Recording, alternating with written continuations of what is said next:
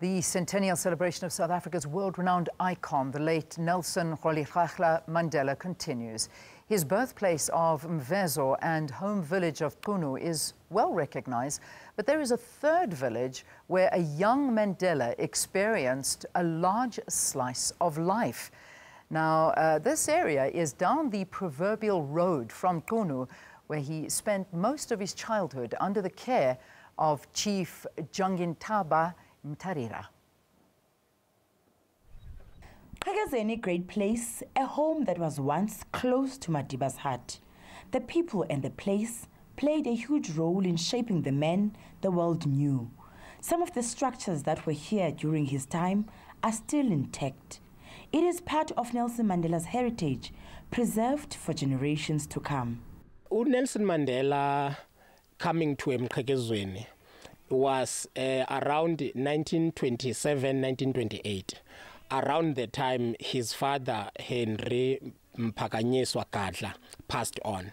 Because of the number Chief Mqhekezweni had of children, then it got to be difficult for Nelson Mandela's mother to manage all that load of kids, which then she took Nelson Mandela only to come and be raised by Chief Jongintaba.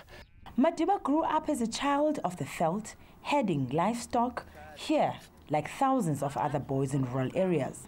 His Mqhekezweni family has been praised for the role they played in his upbringing. A key personality was Chief Jongintaba. Strong and fair leadership is vital for any traditional council.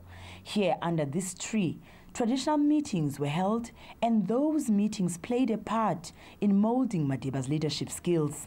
He also got to be exposed to a variety and a number of leadership skills and qualities.